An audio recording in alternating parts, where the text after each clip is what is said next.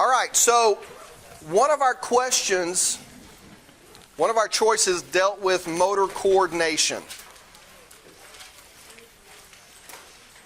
And so now as we get to these other structures that are affiliated with the brain, we come to the point where we talk about the cerebellum. Now, have y'all looked at cerebellum in lab? All right, so you're familiar with the cortex, the gray matter, the white matter. Instead of calling them gyri, now we call the gray matter folds folia. I think because they're smaller and more tightly compressed together. Also, another distinction between cerebrum and cerebellum, we have 3 lobes or 3 hemispheres with our cerebellum, whereas we only have the 2 with our cerebrum.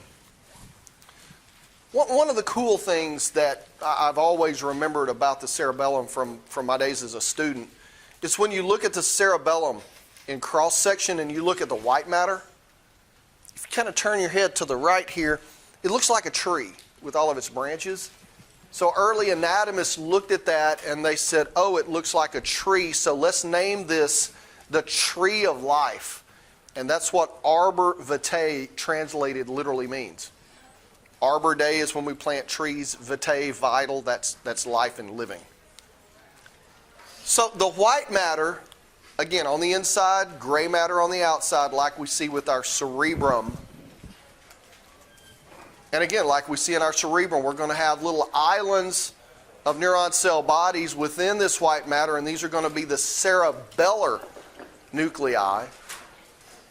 And again, if this is going to be a place for coordinating information, you're going to have synapses there. You're going to have signal integration and propagation. It's all going on. So, of course, you're going to form synapses here as information is coming from and going to the brain and to the spinal cord and out to the body eventually. So again, not dissimilar to what's going on from a structural standpoint, but from a functional standpoint, it's quite a bit different. Because cerebrum initiates, you think about doing something. And that information then goes to the cerebellum where it coordinates all of the activities that have to happen to make this a very smooth movement, to make it a coordinated movement. Now, last time we talked about pole vaulting as a movement. In my other class, I had a lumberjack and had a nice win last night. Lady Jacks had an even bigger win. What did the Lady Jacks win by eventually? Was it? I thought they got to 100. I think they won by 60 or 70 points. I'm like, did they play a high school team or something? Lady Jacks they just rock. I mean, they are on fire. But just thinking about shooting a free throw, okay? If someone put me on a free throw line and put a gun to my head and said, you make it or die, I probably wouldn't even shoot. That's how bad I am at shooting free throws. Shaquille O'Neal has a better average than me, and that's bad. But even when you think about just shooting a free throw, all of the muscles involved, the sensory information coming in, the motor information going out that has to happen, that's critical for being able to make that shot. And how does that happen? How are you able to coordinate all this stuff? Well, it's not just the motor information coming out saying, okay, you got to do this. You have millisecond by millisecond information coming in about where your body is in space. Where's the position of your arm, the tension of your muscular contraction, the visual information about where the basket is located, how far are you away, how close are you. All of this information coming in just millisecond by millisecond helps to make sure that you're going to be able to pull off the shot. So do you see how important this is? The cerebellum's not going to make you do something. It's going to make it better. It's going to make it smoother. And part of the reason the cerebellum can do that is very much a reason why you practice and you practice and you practice and you practice and you practice. Because it's something called muscle memory. So whether it's shooting a free throw, which again, I can't do to save my life. But like many of you shot free throws and played basketball from the time you were 3 years old, I had a football. I was throwing a football. I got so good at throwing a football through a tire because I'm lazy, I got my dad to hang an old piece of carpet up. Because when I hit the target, it just dropped. I didn't have to chase it. That's lazy, right? But was that smart? That was smart. But at our game at Lamar, it was finally cool enough that I could go down on the field instead of being in the press box. And some of the trainers were running routes and throwing passes. And the guy sucked throwing the ball. If you know him, don't say I said that. So I just got out there. I said, give me the ball. I hadn't thrown a football and I can't tell you how long. But something happened. The juices started to flow. You know what I'm talking about? It's that time of year, got the boss like, and he broke toward the post, and I think I broke his rib. I mean, I just reared back, and it was a nice tight spiral. I was like, woo, yeah. Saw Coach Comp up on the catwalk. I said, Coach, you see that? He goes, you got some skill. I said, I got 4 years of eligibility, too. Then Big John Franklin walked past. I said, forget it. Never mind. I'm out. I'm retired. You seen John Franklin, defensive end? Probably going to be in the NFL. That's like 3 men all put together. He's huge. His biceps bigger than my waist. I mean, big man. But how was I able to throw the football? I hadn't done it in so long. That's because of the muscle memory that was still stored in my cerebellum from all those millions and millions of times I just threw a football in the backyard. And that's why you practice. Because just like your brain is able to filter out those nonsensical or not important stimuli that are coming in, your cerebellum stores these repeated muscle movements so that it's not as much effort when it's asked to do it again and again and again. Instead of going through and flipping all the switches, it's like the cerebellum has one master button for throwing a football or shooting a free throw. And that's why you do it again and again and again and again. When you hear of an athlete that had a tremendous game, set records, triple doubles, the whole 9 yards, when they get interviewed, they said, man, it was a great day because I was in the what? I was in the zone. That's that muscle memory. Because have you ever had to do something and you start thinking about it? Once you start thinking about it, and if you ever try to play golf, you absolutely cannot think about hitting that little white sucker. I don't get off the driving range because I suck at golf too. But I like to clobber the thing. But again, it's the muscle memory that's built in. Musicians, how many musical folks? We got some musical folks? I had piano lessons when I was little. There's one song that I played over and over and over. I can go home, I can sit down at the piano, and my fingers just do it. If I try to think about it, I can't do it. But if my fingers just do it, muscle memory.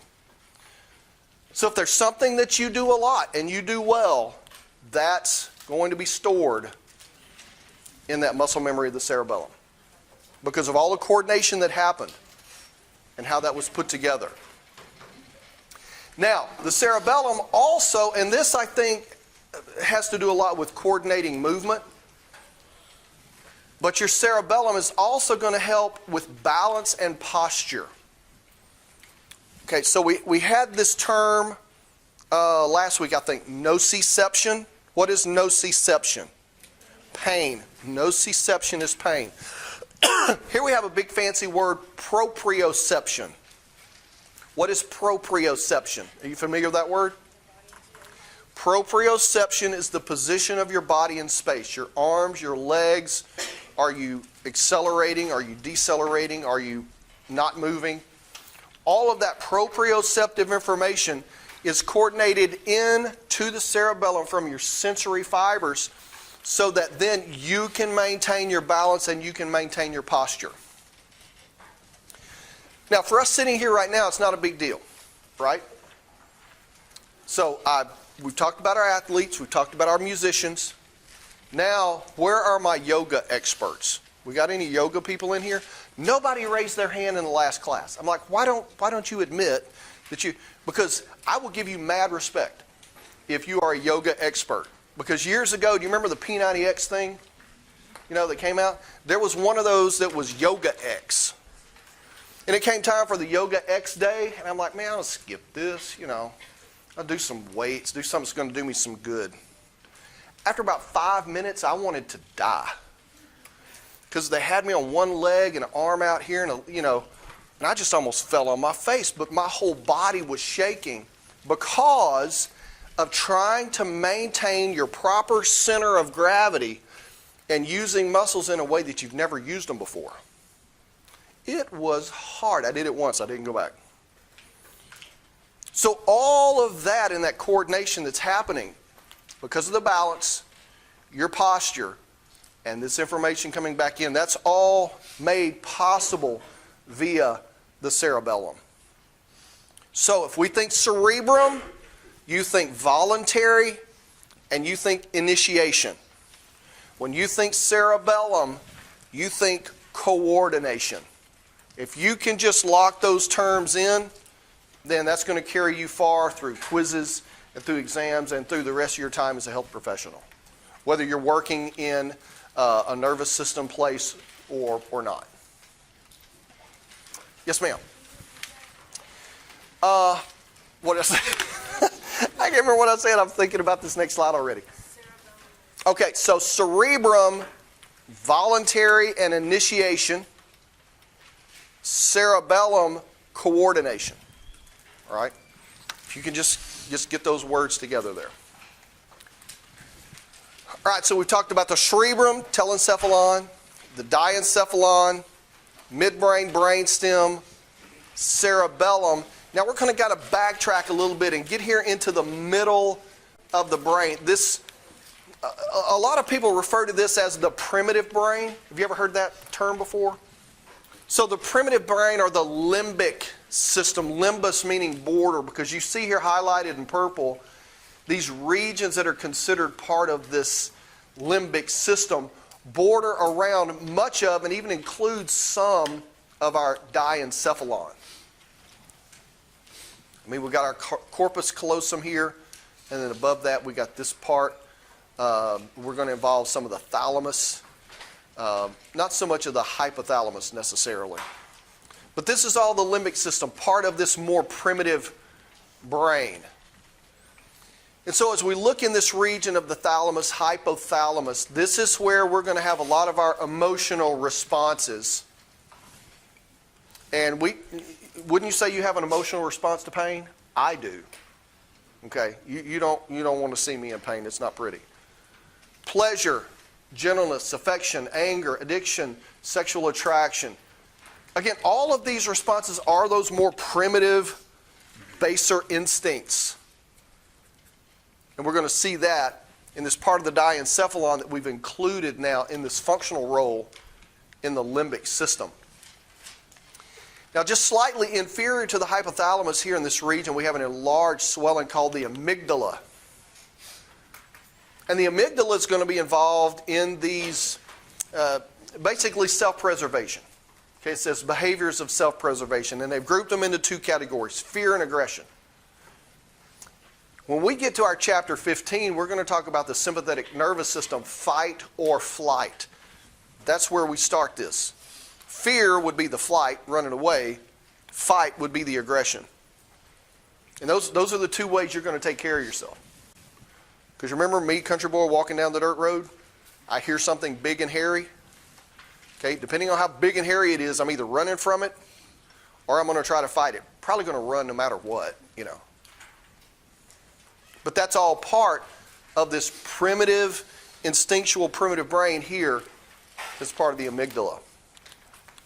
Now, this sort of curved part is the hippocampus. This is going to be responsible for our long-term memory.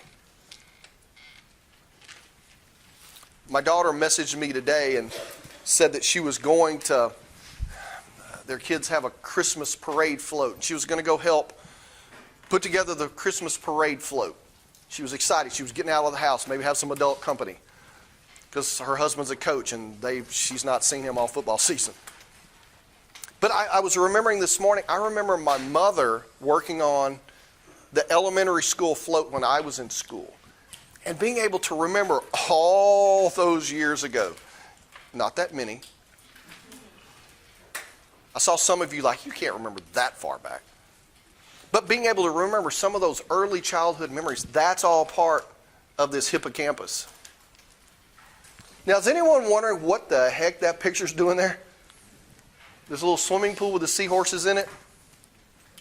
The genus of the seahorse is hippocampus. I had to look that up. I honestly had to look that up. I saw it and I was like, wait a minute, what? Yeah, hippocampus. And if you think about the curved tail of the seahorse, early anatomists saw this curved portion here of the hippocampus, and that's how they put the two together. But I don't like that name hippocampus for the seahorse. Hippo in Greek means horse. You know what campus means? What would you say if I said Krampus? What does that mean? Evil Santa. Yeah, monster. Campus means monster. They call that a sea monster? A horse monster? Those things are too cute. Why would you call those a monster? I know, right? So that's not scary. So I think we need to rename them. We can leave the hippocampus there, but yeah, they're too cute to be called a sea monster. All right. Okay, now we're leaving what we consider the brain stem. Now we're moving into the spinal cord. Okay, this is going to be this little bit of chapter 14 that we're going to talk about. And while we often associate the spinal cord with our vertebral column, hopefully you appreciate, and maybe you've already seen this in lab, that our spinal cord proper does not extend the full extent of our vertebral column. In fact, what we think of as this meningeal wrapped spinal cord, because yeah, we've got all three of our meninges still here, the dura, the arachnoid, and the pia. But once we come down through cervical and thoracic, when we get about to our first lumbar vertebrae, our spinal cord doesn't necessarily disintegrate, but I like to think that it unravels. And so instead of one contained cable, now we have all of these individual spinal nerves that run through the vertebral column the rest of the way as they spread out and go out to the rest of the body. And because all these spinal nerves have spread out, it looks very much like a horse's tail. Hence the term cauda equina. So literally this looks like and is named horse's tail. And so your spinal cord again stops about L1, and then the cauda equina distributes the spinal nerves all the way down through the rest of the body, including down into the deep pelvis.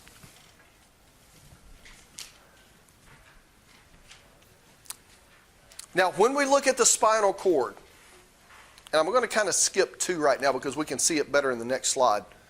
But when we look at the spinal cord, what we're going to see, of course, is our gray matter and our white matter. But what's the distinction between gray and white matter in the cerebrum versus a spinal cord? From a locational purpose, what's the difference between gray and white in the cerebrum and gray and white in the spinal cord? They're opposite. Because in the cerebrum, remember, your cerebral cortex, the gray matter's on the outside and the white's on the inside. But in the spinal cord, it's the opposite. The white matter's on the outside and the gray matter is on the inside.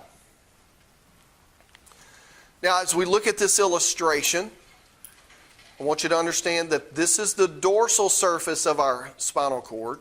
This would be the ventral surface. And as you look again at the gray and the white matter, the gray matter is going to look like a letter H or a butterfly. I'm not sure how it's described necessarily for you in the lab. But you've got this dorsal horn of your gray matter and the ventral horn of the gray matter.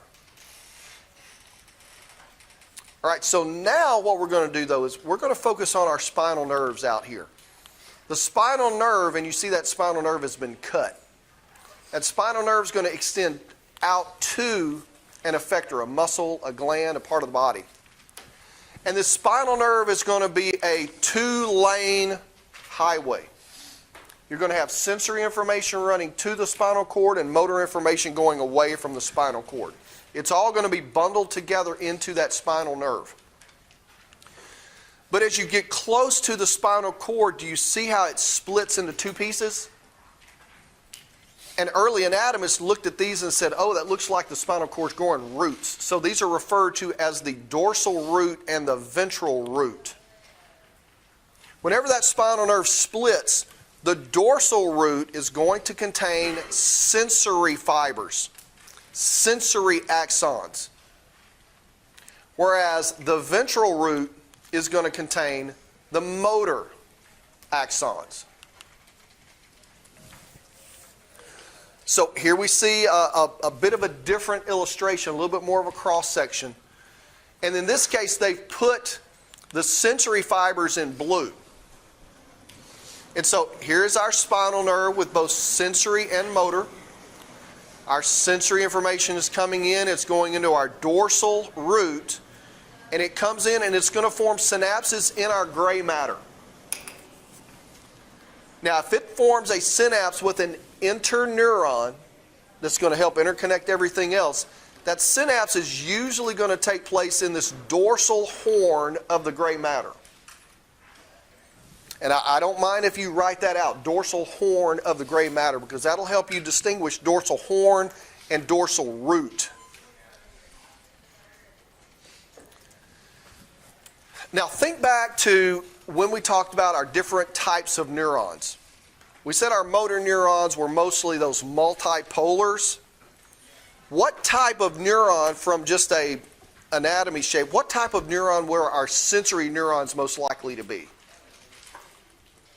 Multipolar is motor. It's that thing that looked like the big eyeball with the one little stalk. Unipolar or pseudo-unipolar. Remember those? Well, it's because of that type of neuron that just after you split from a spinal nerve, we have this enlarged portion of our dorsal root where we have all of these pseudo-unipolar cell bodies. And in the peripheral nervous system, what do we call a collection of cell bodies? A ganglion. So the dorsal root ganglion is where you find the cell bodies of our sensory neurons as they're coming in and bringing information to our spinal cord. Now, as we move into our next unit on autonomic nervous system and we talk about reflexes, which we'll probably do on Friday, some of these sensory fibers are not necessarily going to synapse with an interneuron. They may extend down and synapse with a motor neuron. And the cell bodies of those multipolar motor neurons, those are going to be located in the ventral horn of our gray matter. And so you touch a hot stove, right? That sensory information comes in very quickly. It synapses with a motor neuron. That motor axon leaves the ventral root, gets back in a spinal nerve, goes to your arm, and it moves really quickly. You don't even have any conscious awareness that you did that until milliseconds after. So again, dorsal, sensory, ventral, motor. So go ahead and sort of get that in your mind, that orientation and shape of what we have with our spinal cord. Now again, here's our cross-section. This is an actual histological slide. Here we have our white matter on the outside, gray matter, dorsal horn, ventral horn. We have this commissure that runs right across the middle. And that hole right in the middle, that's our central canal. That's where our cerebrospinal fluid is running all the way from our brain all the way down through the extent of our spinal cord. So that gives you a little bit of orientation. Dorsal here, ventral down here on the bottom. Well, spinal cord, we're not going to have a lot of decision making. We're not going to have a lot of coordination. We will have our reflexes being facilitated here. But by and large, our spinal cord is going to do two things. It's going to integrate information and it's going to propagate information. So, integration. What does that word mean? Integration. Bring together. Bring together.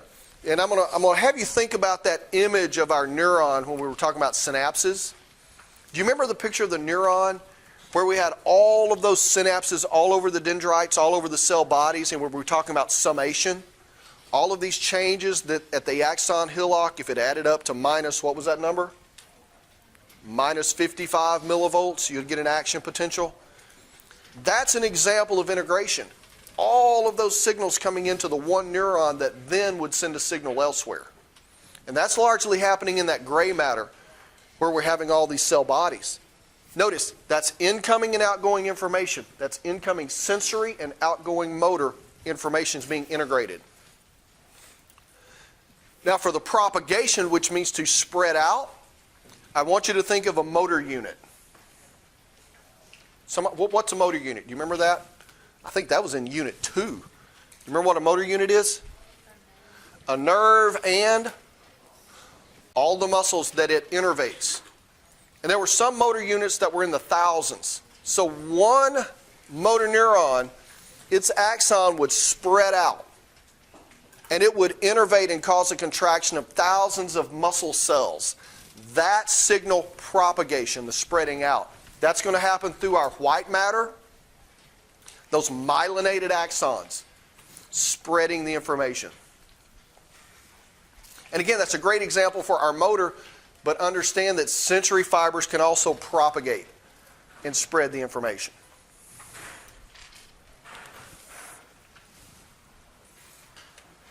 Now, we've talked about white matter in a general sense, being on the outside. But what I want you to appreciate now is that the white matter is much more organized than simply white versus gray. And in fact, we have various columns of this sensory information. You can see between the dorsal roots, I like to think of it between the crossbars, a football game. That's going to be the posterior column. Then on either side of our gray matter, we have the lateral, and then underneath we have the anterior column.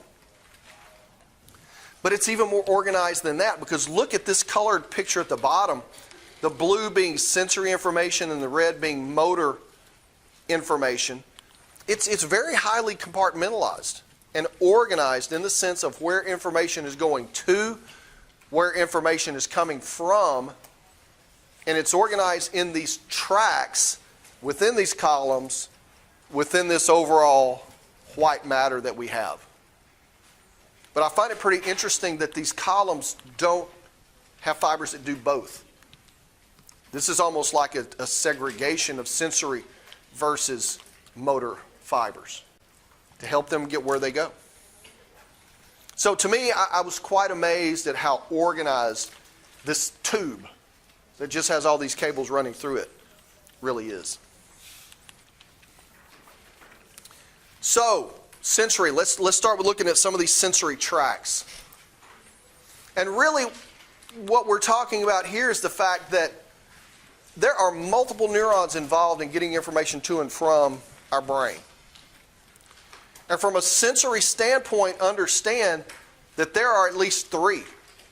And they're usually referred to as primary, secondary, and tertiary neurons. Your primary neuron is coming from the receptor itself to the spinal cord. Then we have this secondary sensory neuron that runs the length of our spinal cord through the brain stem, and it gets in here to our diencephalon in this example. And then our tertiary neuron is going to take us to our somatosensory cortex, so we consciously are aware of what we're sensing. And again, it's in this diencephalon region where we have that synapse between the secondary and our tertiary sensory neurons. Now, our motor information, it's not much different. But for motor information, instead of having three, primary, secondary, and tertiary, our motor tracts and our motor fibers and that information, there's only going to be two. And this is referred to as an upper and a lower. Now understand, this is generalized. Because in this generalized example, we have our upper motor neuron running down through our midbrain. There we see our substantia nigra, red nucleus, reticular formation. Running down through our medulla, there you can begin to see the tracts, how we're bundling those tracts up. And again, in the brainstem and with communication through the cerebellum, that's being coordinated in these regions. And then when we get to the lower part of our spinal cord, that's where we form the synapses with our lower multipolar molar neuron in that ventral horn that exits the ventral root spinal nerve, and it goes out to our effector organ. In this case, they're showing a skeletal muscle. So sensory, largely 3, motor, 2 neurons in series. And this idea of having multiple neurons involved, that's going to be really important and also helping us understand in chapter 15 our autonomic nervous system.